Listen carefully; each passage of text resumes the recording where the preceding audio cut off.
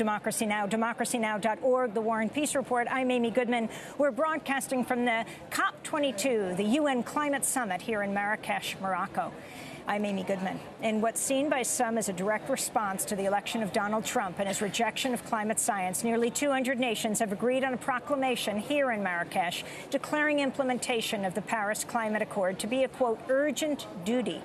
This comes just over a week after Donald Trump was elected president. He's vowed to pull the United States out of the Paris Agreement and has called climate change a Chinese hoax. Trump will soon become the only world leader who doesn't believe in climate change. Meanwhile, a headline in the Washington Post Thursday read, "The North Pole is an insane 36 degrees warmer than normal as winter descends." The Washington Post reports this is the second year in a row that temperatures near the North Pole have risen to freakishly warm levels. We're joined now by two guests. Dipti Bhatnagar is the Climate Justice and Energy Coordinator at Friends of the Earth International, based in Mozambique. And Vidya Venkat is the Senior Assistant Editor at The Hindu, based in India. Her most recent piece, Marrakesh Action Proclamation Sends Out Strong Signal on Climate. We welcome you both to Democracy Now! Dipti, let's begin with you. As the summit wraps up, what has been accomplished here? So I think there's been a shadow cast over this entire 2 weeks of COP22 here in Marrakesh, with the president-elect Trump being elected in the U.S. And I think that the global community here has really come together to give a strong response to that. We've seen the countries step up and say that they're still in, they will move forward.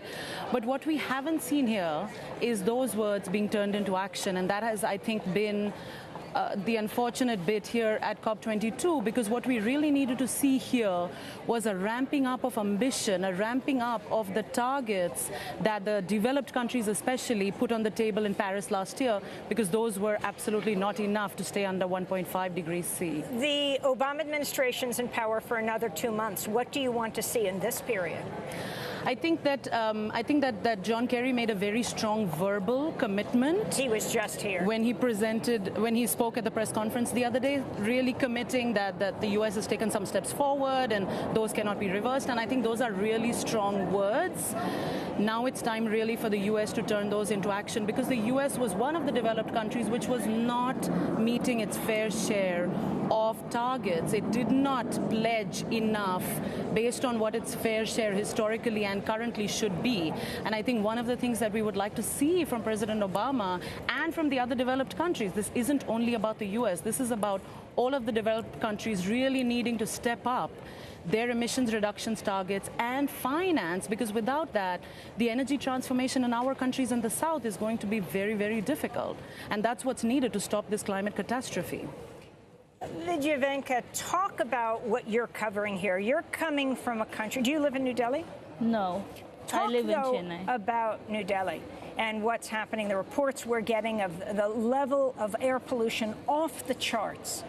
Okay.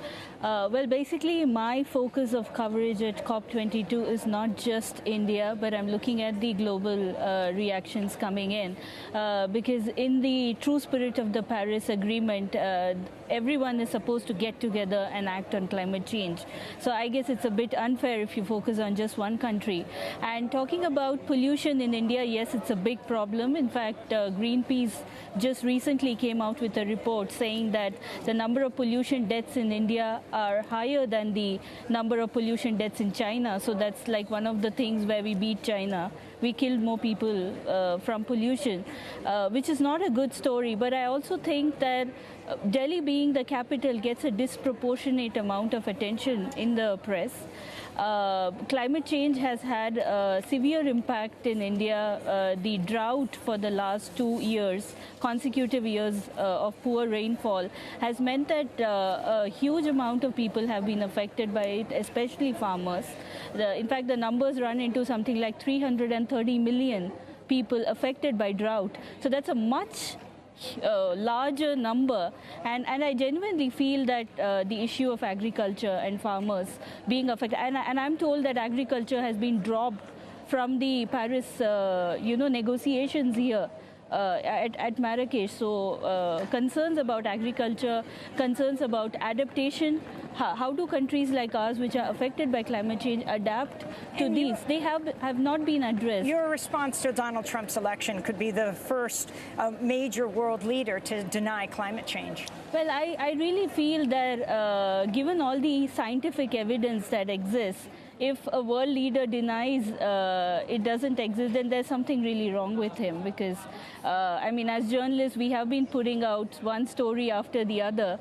The glaciers retreating. For example, in India, I mean, I traveled to Gangotri in May, which is the source of the Ganges River, and the glacier has retreated by 3 kilometers. And that's massive, and that's evidence in front of you. I want to thank you both for being with us. Vidya Venkat, Senior Assistant Editor at The Hindu, as well as Dipti Bhatnagar, who is Climate Justice and Energy Coordinator at Friends of the Earth International, based in Mozambique. As we end today,